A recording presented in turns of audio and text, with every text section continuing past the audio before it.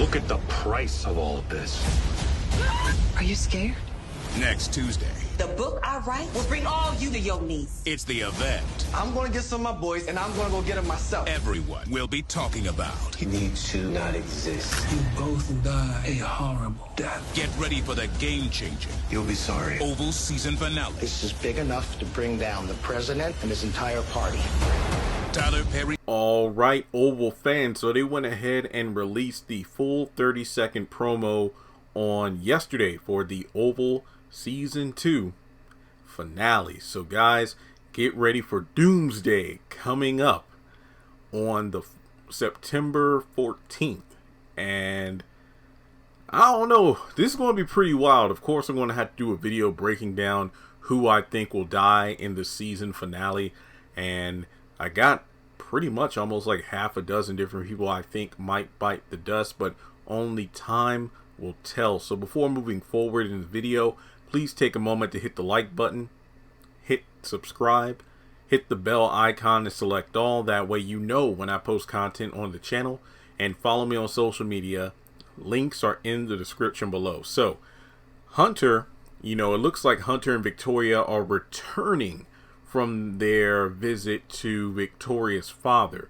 Now, the scene we get is her father, Curtis, in bed, and, they're standing over him. And all we hear him say is that they'll both die a horrible death. Now, I don't know if that's in regards to, if you don't do exactly what I say, here's what's going to happen to you. Or, hey, after everything you've done, you deserve a horrible death. I don't know. We'll just have to wait and see. You could just tell that Victoria's face is one of fear, because remember, this is the first time we've actually seen her on screen with her father, because we know that she acts this way with her mother as well. Or excuse me, she did act this way with her mother while she was still alive, that is.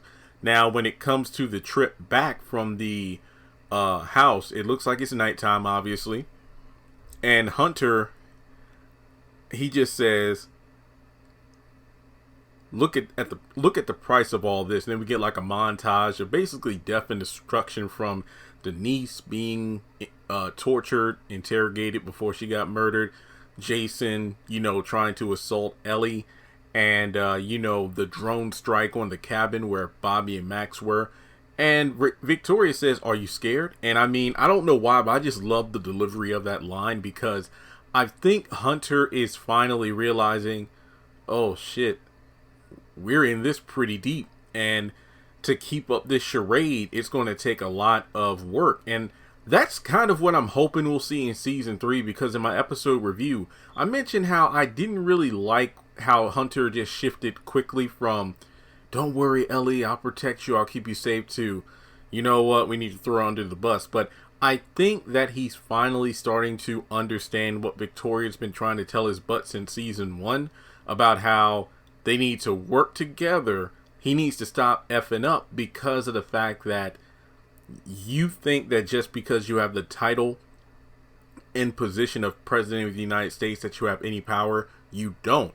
So when my sickly elderly father dies, we're on our own. No more protection. Any screw ups, we got to cover it up. And based on the track record of this current administration from the Secret Service, Donald and Kyle, they don't have the best track record. I mean, hell, they're still trying to cover up stuff from season 1. And every time they seem to put like, I guess you could say, a cover over one mess, another one pops up. It's just ridiculous. So I think that we'll actually see some potential development from Hunter. I'm not trying to get my hopes up too much, but I feel like we might see some development in season 3, where Hunter and Victoria no longer have the shield of her parents. So it comes down to them having to, force those smiles, work together, and make it through these 4 years. So isn't it hard to believe that the administration is 4 years, but it hasn't even been more than like a couple of weeks since he got sworn in and they moved into the White House? All right, so from there, we have Priscilla basically pulling a Denise. I mean, Diane, excuse me, Diane. So the standoff in the kitchen is her saying, the book I write will bring all of you to your knees. So is Priscilla threatening to write a tell-all book about everything that's going on in the administration? Because if so, you just pretty much signed your death warrant. Remember, Diane did the same damn thing. She was in the Oval, she was talking with Donald, and she straight up asked, look, if you want me to clean up this mess, you got to tell me everything. And Hunter filled in all the blanks to everything that went on, from the murders, the affairs, to the cover-ups. And what did Diane do? She stood up, basically said, I'm going to reveal all this stuff, strutted out of the Oval, and then got abducted and murdered. Priscilla, I feel, is doing the same damn thing. Now, mind you, I think she's in season 3. I could be wrong. Look, it seems like such a long time ago since I know Cass went down to Atlanta to film, but dang it, it feels like an eternity. But I'm just going to look at it from the, let's forget about who was in Atlanta and just talk about the finale as a whole. Priscilla, to me, is like you're threatening this and that, but you're literally effing yourself up when you think you're, effing up the current administration. So from there, we get Kyle, where it looks like, did he overhear what Priscilla was saying? But I don't think that's the case. I feel like this is effective misdirection. It looks like, he just stops and looks, and it looks like he's about to bring a phone up into the frame of the camera in his hand. And we also see that, based on the end credit preview, I did a video on that already. Donald is talking to that one guy saying, there's a guy that I need to not exist. Basically mean, hey, you need to off this dude for me. And I could be wrong, but I think the person that Donald was speaking to is the same guy who wears a hat in all black, who runs up in the pharmacy and basically pulls a gun out on Dale. So I think Dale might die. That kind of sucks, but I guess technically speaking, his character did all he needed to do in the Oval series. It just sucks to have him just die. I like Dale. He was a cool guy, but I guess he's going to get offed. And the reason that Donald might not want him to quote-unquote exist is because of the fact that he was messing around with Kyle. I don't know. I mean, maybe this is still a Bobby thing where, fine, if Lily has Bobby, I'm still going to have Kyle, but Kyle can't have anybody else.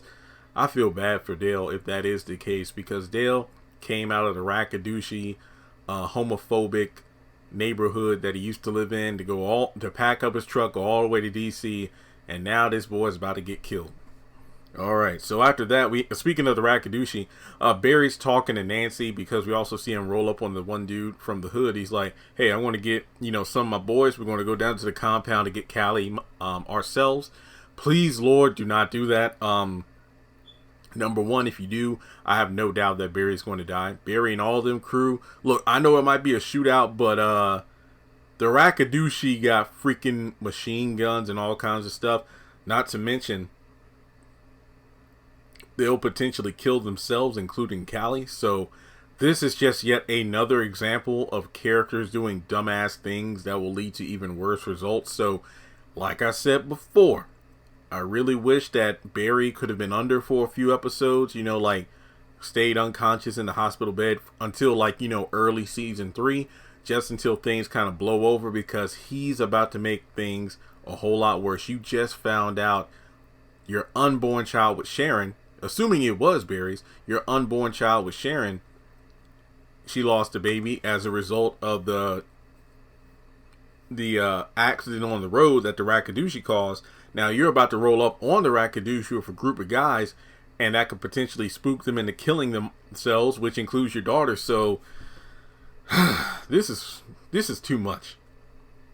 So we have a brief meeting, a brief scene, that is, where, in the end credit trailer, Jason's talking with Alan about, my parents didn't want to send me away. It's to the same place my sister went to, and I don't know where that is. We haven't heard from her since. Well, maybe that's a good thing. And then Jason's like, you'll be sorry. So I wonder if this is in reference to Alan, why don't you help me not get into, get out of the situation? But, you know, like Alan said, maybe it's for the best. So I want to say that Alan's not going to reveal that he was the one that hit Jason with the guitar. So, you know, that way Jason doesn't know that Alan knows about the whole Ellie situation. But I feel like Jason, you know, the fact that he lost who he thought was an ally is going to make him try to get at Alan. But I do believe Alan's in season 3, so I don't think he's going to die. But I do think somebody's going to die, but I'll get to that in another video. So we get to the final 2 scenes to talk about. It looks like there's a, you know, a powwow between Martin talking with Sam, but also Blakely, Max, and Bobby. So it looks like he's going to talk to them all at once. He basically breaks down that this entire scenario is big enough to bring down the president and his entire administration. So basically all the information that Priscilla gave Martin, yeah, this stuff could be used to take them all down. Which leads to the last scene where, again, in the end credit trailer, we saw Kyle and a guy run Blakely's vehicle off the road. And I want to say, okay, we know that Blakely and Max are in the front seat. And I think that Bobby's in the back seat too. In the preview, we see, like, you know, 2 people behind the vehicle pulling out guns. And I want to say it's Bobby based on the color of the shirt sweater, because it's the same one he was wearing during the meeting. And it's either Bobby or Bobby's gone to meet Lily, but I don't think that's the case. So I do think the ending being the shootout between Kyle and his team versus Blakely, Max, and Bobby. And then we see Hunter and Victoria arrive at, I believe, the White House or hotel, but I think it's the White House. And then they duck for cover while, you know, security gathers around them. So I think we're going to see some bodies drop at the end. Kyle, I don't think is going to die, but sadly, I think we might see the end of maybe Blakely and or Max, because if Blakely's killed, that's going to give Max even more incentive to kill Kyle. But I just don't know yet. And I mean, we'll just have to wait and see, guys. So thanks so much for tuning in. This is the final trailer breakdown of season 2. So that's pretty intense. But let me know your thoughts. What do you anticipate the most, or what are you most looking forward to seeing in the season 2 finale? And if you want to donate to the channel, feel free to do so on PayPal or Cash App. With that being said, I'll talk to you next time.